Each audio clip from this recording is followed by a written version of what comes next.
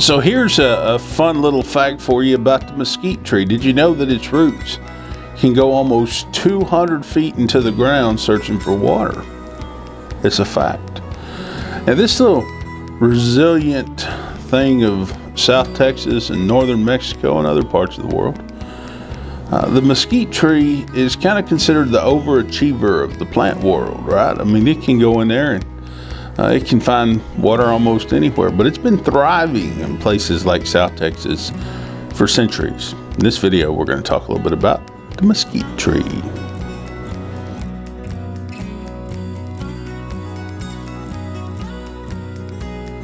So you might be wondering why I'm talking about the mesquite tree.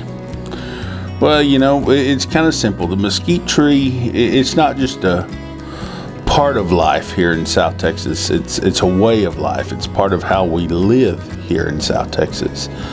Its twisted branches, its kind of feathery leaves, they all point in every which direction along the horizon.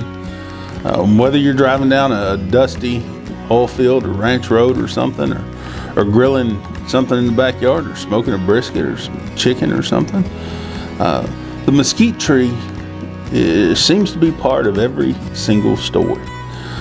This scrappy little survivor of Texas and of the Southwest, it's not just about looks. It's not just about, you know, all this other stuff. It's deeply tied to our culture of South Texas. And it's tied to the history and the ecosystem and even the people that call this place home.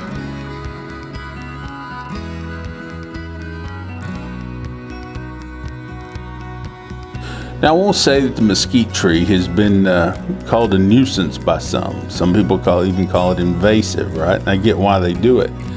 But it doesn't always get the love that it deserves, okay? And I get that. I understand, because it can take over a pasture, a field, like a wildfire, you know, and that kind of leads to the idea that it's invasive. Then it kind of quite literally has a thorny reputation, if you will. You know, it can shred up some tires or your shins if you're not careful. And I think to add to the misconception that a lot of people think that mesquite trees are just water-sucking weeds, right? It's kind of the misunderstood underdog that doesn't always get a seat at the table when you're talking about South Texas, but it's a part of our life.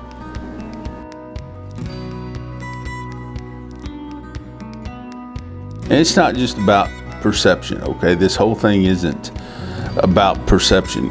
Climate change and habit shifts and habitat shifts, all this stuff, they're throwing us some curveballs too when it comes to our beloved South Texas mesquite tree, okay?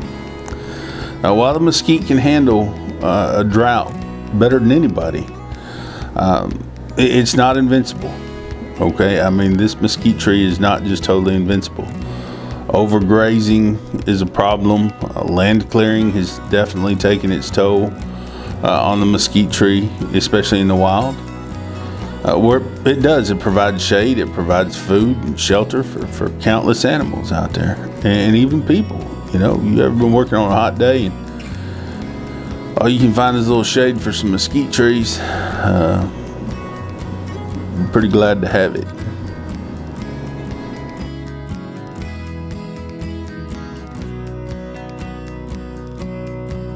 So here's where things get interesting, okay? So the mesquite tree is quite literally the Swiss Army knife of South Texas.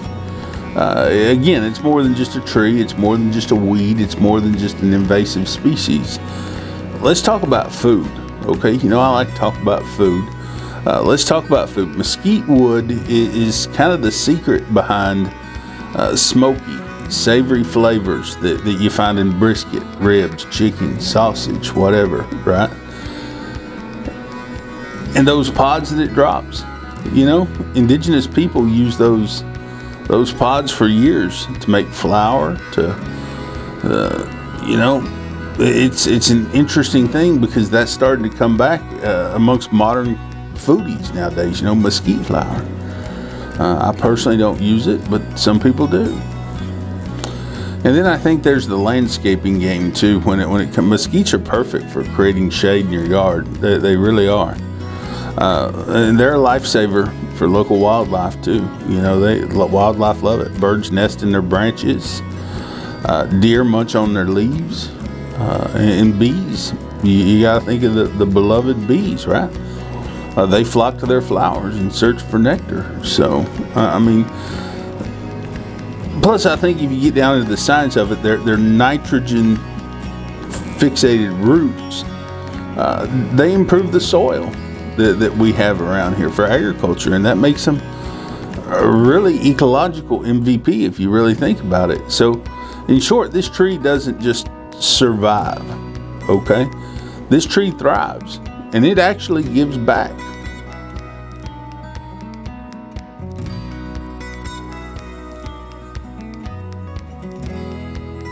So let me tell you about a little town just outside of Laredo there, where a group of neighbors wanted to turn an abandoned lot into like a little community garden, you know, like a group garden. And when they started clearing this land, there was an older lady there in the community. She started talking about the mesquite trees, you know.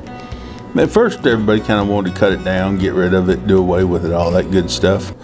But then she started talking about how it provided food and shade and even shelter at times for her family over the years, over the generations. And inspired by her story, they ended up keeping the tree. They ended up keeping it. And they would hold community cookouts and storytelling nights and even small festivals around this tree. That one mesquite tree brought this community together. And that's something they needed. It kind of helped blend old traditions with new ones. You see, the mesquite tree is part of life. It really is.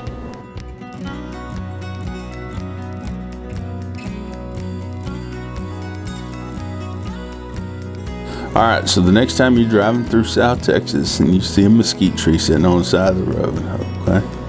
Remember this. It's more than just a rugged old decoration. Okay, it's more than a survivor. It's a provider, a protector, a storyteller.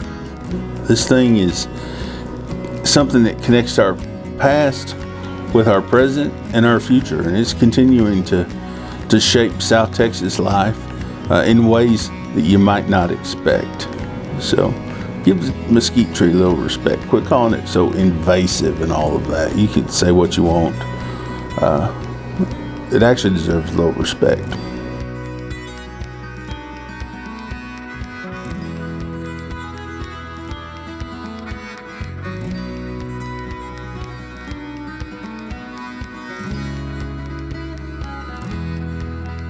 So, what's your favorite memory of the mesquite tree? You got a favorite memory? Do you got some hamburgers your daddy cooked on the barbecue pit, or maybe brisket, or somebody making furniture out of its wood, or maybe you're one of these people bringing back the mesquite flower, you know?